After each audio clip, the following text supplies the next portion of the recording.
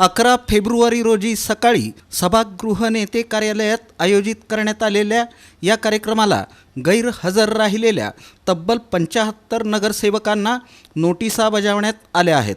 तसंच संबंधित नगरसेवकांचा सविस्तर अहवाल प्रदेशाध्यक्ष रवींद्र चव्हाण यांच्याकडे पाठवण्यात येणार असल्याची माहिती देण्यात आली। भाजपचे प्रदेशाध्यक्ष रवींद्र चव्हाण यांनी पंडित दीनदयाळ उपाध्याय यांची पुण्यतिथी सेवा व समर्पण सप्ताह म्हणून साजरी करण्याच्या सूचना दिल्या होत्या। त्या अनुषंगानं सभागृह नेते नरेंद्र काळे यांनी सर्व नगरसेवकांना कार्यक्रमाला उपस्थित राहण्याचे स्पष्ट निर्देश दिले होते। मात्र सूचना दिल्यानंतरही अनेक नगरसेवक कार्यक्रमाला गैरहजर राहिल्यानं पक्षशिस्तीचा प्रश्न उपस्थित झाला। याबाबत प्रतिक्रिया देताना सभागृह नेते नरेंद्र काळे यांनी सांगितलं की पंडित दीनदयाळ उपाध्याय यांचं कार्य आणि विचार हे पक्षासाठी मार्गदर्शक आहेत।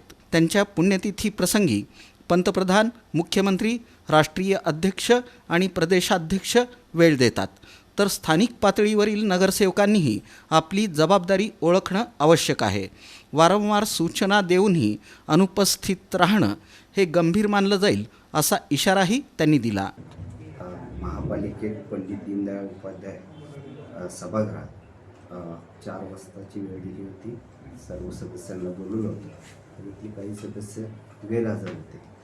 गैरहजर का होते याचा खुलासा त्या सदस्यांना मागवलेला आहे। खुलासा समाधानकारक की कारणं सांगते असं काही हे नाही ना।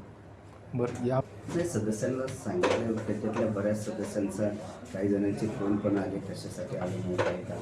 काल दिवसभरात या संदर्भातले पंडित दीनदयाळ उपाध्यायजी यांच्या पुण्यतिथीचे कार्यक्रम पण भरपूर होते। काही जण बाहेर गावी गेले होते, असं सर्वांनी आपल्यापर्यंत सांगितलं, पण त्या सगळ्यांना मी खुलासा द्यावा असं सांगितलं। सभागृह नेत्यांच्या या भूमिकेला पक्षातील ज्येष्ठ पदाधिकाऱ्यांचं समर्थन मिळत असल्याचं चित्र दिसत आहे। आगामी काळात या कारवाईचे राजकीय पडसाद उमटण्याची शक्यता व्यक्त केली जात असून पक्षशिस्तीबाबत अधिक कडक धोरण अवलंबलं जाणार का याकडे सर्वांचं लक्ष लागलं आहे।